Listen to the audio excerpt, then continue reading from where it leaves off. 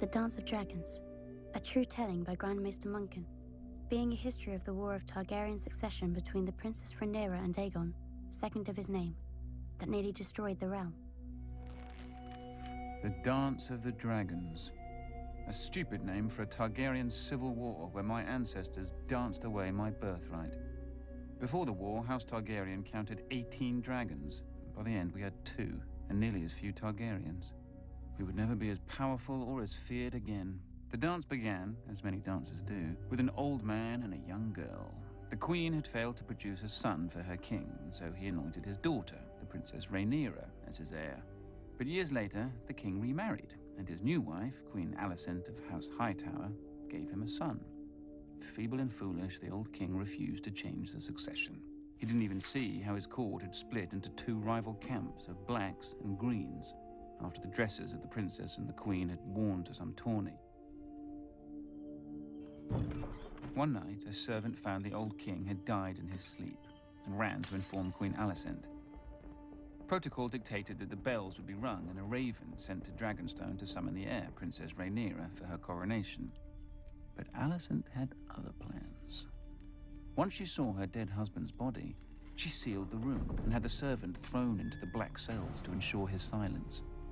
At the hour of the owl, the Lord Commander of the Kingsguard, Sir Criston Cole, summoned the small council to inform them of the king's death. Sir Otto Hightower, the Hand of the King and father to Queen Alicent, demanded that the succession be settled immediately. The decrepit old men of the small council were confused. The succession was settled in their minds. The old king had forced the lords of Westeros to swear fealty to Princess Rhaenyra as his heir. But Sir Criston Cole rightly pointed out that a son comes before a daughter. The council argued until dawn, when the Master of Coin finally stood up and declared he would have no part of treason. Sir Criston Cole, wisely, opened his throat with a dagger, ending the debate. None were more surprised to hear of Prince Aegon's succession than Prince Aegon himself. At first, the fool rejected the crown, but his mother pointed out that his sister Rhaenyra would return such loyalty by taking his head. As the old king's trueborn son, he'd always be a threat. Aegon relented. He was crowned in the Dragon Pit, and his wife and sister Helaena became queen. His brother Aemond flew off to win over the few great lords whose support Aegon didn't already have. The banner of the Gold Dragon flew over King's Landing and the Red Keep as Aegon, second of his name, ascended the Iron Throne. He would not sit it long. When ravens carried the news of Aegon's coronation to Dragonstone, Princess Rhaenyra summoned her own Black Council. With her was her uncle and husband, Daemon Targaryen, considered by many to be the most dangerous man in Westeros. Few lords supported her, but the greatest of these was Corlys Velaryon, who controlled the largest fleet in the realm, and his Targaryen wife, Rhaenys, the old king's sister. Then there were her 5 sons, although none grown to manhood. A pitiful assembly, really. Combined, they couldn't match the power of House Hightower alone. But Rhaenyra had dragons. She, Daemon, and Rhaenys rode huge and formidable beasts, and 3 of her 5 sons were riders as well. Dragonstone also housed 6 more dragons without riders. Against this, King Aegon had only 4 dragons of his own.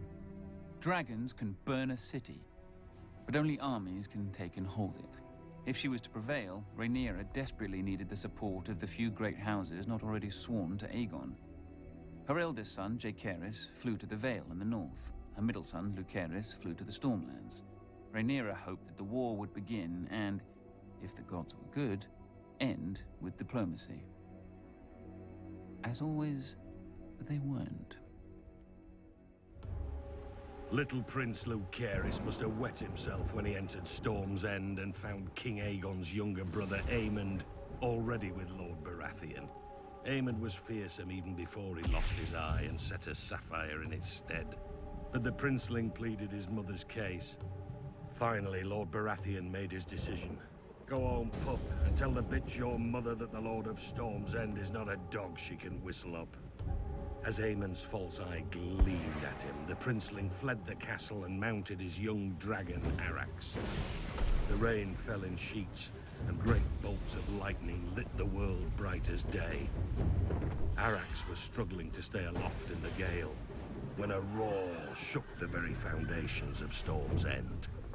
Aemond rose through the clouds, and below him, the monstrous Vhagar.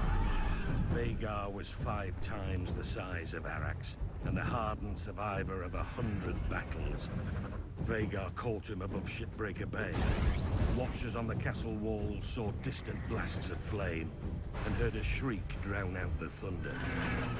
Prince Lucerys fell, broken, to be swallowed by the waves. With his death, the War of Ravens came to an end, and the War of Fire and Blood began. When Rhaenyra heard of her son's death, she collapsed. She considered ending the war right then, until a raven arrived from her husband, Daemon. Her son would be avenged. Whispers slithered through the taverns and back alleys of Flea Bottom. 2 men were found. One was a former gold cloak, the other, a rat catcher in the Red Keep who knew all its secrets. History remembers them only as blood and cheese. One night, Queen Helena entered the royal apartments with her daughter and 2 sons to put them to bed. Without warning, Blood and Cheese burst in, daggers in hand. They told her that a debt was owed. A son for a son. Blood and Cheese demanded she choose which son would be ripped from her forever. Queen Helena pleaded with the men to kill her instead, but they refused.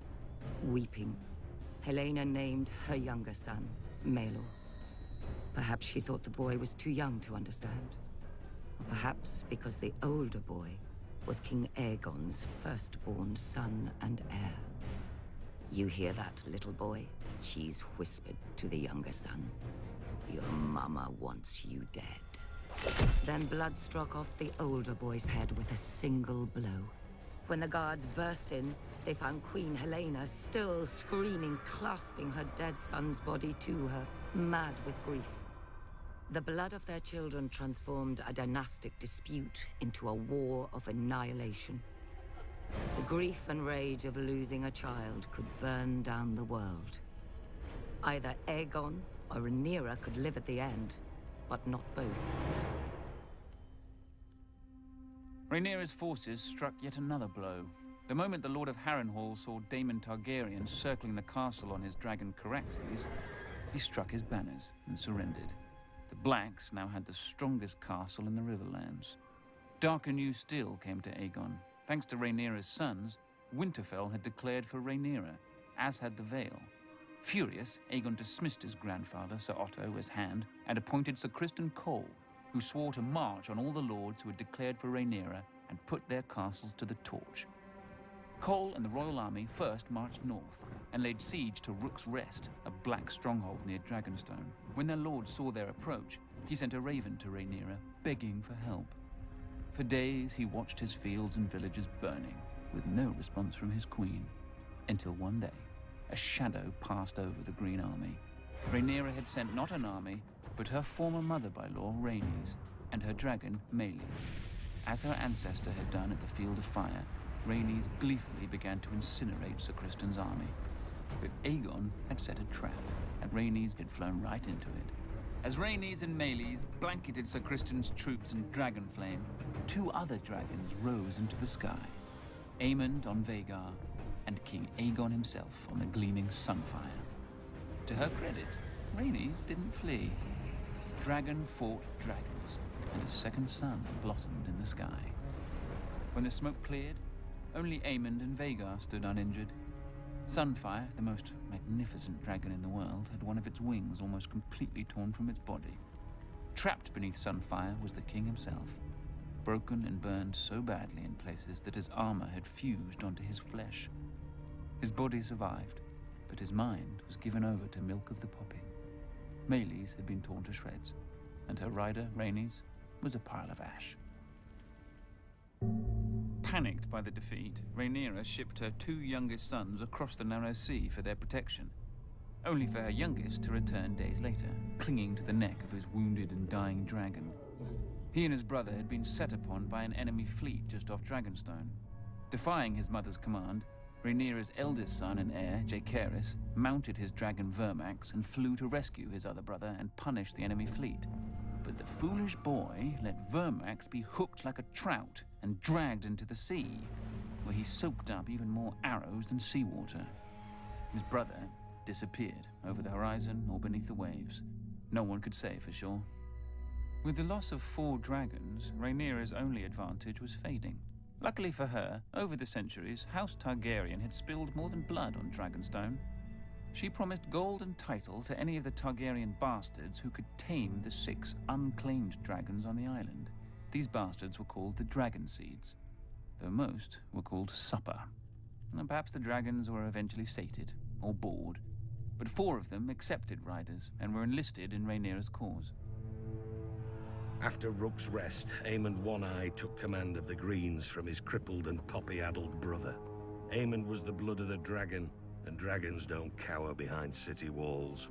He marched the king's army north to take back Harrenhal from Rhaenyra's husband, Daemon. But when he and Criston Cole reached the castle, they found the gates open, with Daemon and all his men gone. That night they feasted their victory. Daemon had fled rather than face their wrath. But Daemon was more snake than dragon. As Aemond marched north, he'd flown Caraxes south, slithering past the Green Army over the waters of the God's Eye. One day, King's Landing looked up and saw 2 dragons circling their foul city. Daemon and Rhaenyra had come for her throne, for the city was defenseless. Aemond had taken the king's army from the city, and worse, he'd taken his dragon, Vhagar. Seeing that resistance was hopeless, the small council surrendered the city, the Queen Mother Alicent, and the broken Queen Helena. But not King Aegon. Somehow, despite his wounds and delirium, he had vanished from the city. And so Queen Rhaenyra climbed the steps and seated herself on the Iron Throne. Legend has it that as she left the hall later, blood trickled down her legs and hands, proving the Iron Throne had spurned her. Nonsense. It's a chair made of steel blades. Rhaenyra had wanted it all her life and had sacrificed 2 sons for it. She likely gripped the damn thing too tight. When Aemond realized that his arrogance had cost him the capital, he mounted Vhagar in a black rage and rained fire onto every village and castle he suspected of disloyalty. Abandoned by Aemond, Sir Criston marched the royal army back to King's Landing, intent on recapturing the city himself. Instead, he was trapped and cut to pieces by the Riverlords, who had sworn to support Rhaenyra's claim. When a new army of Green Loyalists marched up from the Reach and laid siege to the city of Tumbleton, Rhaenyra sent 2 of her Dragon Seeds to lay waste to them. Instead, the Dragon Seeds proved their bastard nature and betrayed her. They burned the city, and all the Black forces garrisoned within. Lucky for her, they didn't turn towards King's Landing, but whored and drank in the ruins with the Greens, who were victorious and somewhat confused. Rhaenyra now mistrusted all the Dragon Seeds, including the girl who rode with her husband Daemon, hunting Aemond in the Riverlands. She ordered the girl's head be sent to her, but there was a complication. As well as her dragon, the girl had taken to riding Daemon. When Daemon received the queen's order, he proclaimed it a queen's words and a whore's work. He sent the girl away at dawn, watching her and her dragon vanish into the morning mists. Then Daemon sent a challenge to his nephew Aemond and flew to Harrenhal, alone, to wait. 14 days later, a shadow blacker than any passing cloud swept over Harrenhal. Vhagar had come at last, and on her back rode one-eyed Prince Aemond. He mocked Daemon for facing him alone. "You have lived too long, uncle." And Daemon replied, "On that much, we agree." Then the old prince climbed stiffly onto the back of his dragon Caraxes, but neglected to fasten the chains that secured rider to saddle. The sun was close to setting when, as one, the 2 dragons leapt into the sky. Daemon took Caraxes up swiftly until they disappeared into a bank of clouds. Vhagar, older and slower, ascended more gradually. Up and up Vhagar soared, searching for Caraxes. Sudden as a thunderbolt, a shrieking Caraxes dove upon Vhagar. Locked together, the dragons stumbled toward the lake. Caraxes' jaws closed about Vhagar's neck, but Vhagar raked open Caraxes' belly, and her teeth ripped off a wing. The lake rushed up with terrible speed. Then Daemon Targaryen, who had never fastened his riding chains, stood in his saddle. He leapt from his dragon to Aemon's, and in his hand was Dark Sister, the Valyrian sword of Aegon's sister queen, Visenya. As Aemon One Eye looked up in terror, Daemon ripped off his nephew's helm and drove the sword down into his one remaining eye so hard the point came out the back of the young prince's throat. Half a heartbeat later, the dragons struck the lake, sending up a gout of water so high that it was said to have been as tall as Harrenhal's great tower. The lake boiled with dragon blood, and then was still. Daemon Targaryen was 49 at his death. Prince Aemond had only turned 20. Vhagar, the greatest of the Targaryen dragons, had counted 181 years. Thus passed the last living creature from the days of Aegon's conquest. Back in King's Landing, Queen Rhaenyra didn't have much time to grieve for her stupid husband. The mad former queen Helena flung herself from a balcony to be impaled upon the iron spikes lining the moat of Maegor's holdfast. That night, the city rose in riot against Rhaenyra, demanding justice for Queen Helena and her murdered son, among other foolish peasant fantasies. In the midst of this chaos, a one-handed fool called the Shepherd began to rant against dragons. Not just the ones of the enemy, but all dragons everywhere. As he pointed to the dragon pit above on the hill, he shouted, "There the demons dwell, this is their city. If you would make it yours, first you must destroy them." The cry went up from 10,000 throats. Kill them! There were 4 dragons housed within the dragon pit that night. By the time the first of the attackers came pouring in, all 4 were roused, awake, and angry. Nobody knows how many men and women died that night. Who cares? They all should have. Trapped within the pit, the dragons could not fly. Instead, they fought with horns, claws, teeth, and fire. For every man who died, 10 more appeared, shouting that the dragons must die. One by one, they did. Finally, the last remaining dragon broke her chains, spread her wings, and flew straight up at the Great Dome, trying to flee.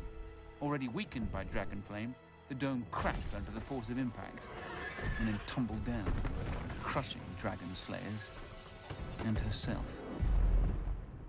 High atop the Red Keep, Queen Rhaenyra clutched her 2 remaining sons to her as she watched the end of her family's might, too afraid of the peasants to defend her dragons. At least her older son, Joffrey, had a man's spine. He stole his mother's dragon, Syrax, and tried to fly it to the dragon pit to save his birthright. But the stupid beast didn't understand, and twisted beneath him, fighting to be free of the little boy. Until it was. A queen is still a woman, with all the weakness of that sex. Weeping for her lost son more than her dragons, Rhaenyra abandoned the Iron Throne and sold her crown to buy passage for her and her last son back to Dragonstone. Rhaenyra hoped to hatch more dragons from the eggs in the castle.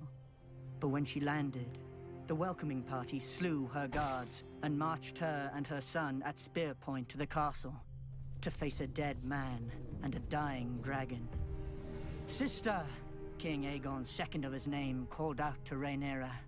Rook's Rest had left Aegon bent and twisted, his once handsome face puffy from milk of the poppy, with burn scars covering half his body. Rhaenyra, ever defiant, told her dear brother that she'd hoped he was dead. "After you," Aegon answered. Then Sunfire bathed her in a blast of flame and devoured her in 6 bites when her son watched, leaving the 7th and final bite her lower leg for the stranger. Rhaenyra was dead, and King Aegon sat the Iron Throne again. But only for half a year. He was poisoned by his own men, and replaced with the very boy who had watched his mother devoured. When Rhaenyra's last son wed Aegon's only daughter, the Dance of Dragons officially ended. Ashen burned men, all that was left of the Riverlands. 2 scared children spouting oaths they didn't understand, all that was left of the mighty House Targaryen. Ancient skulls and hatchlings that grew no bigger than cats, all that was left of the dragons.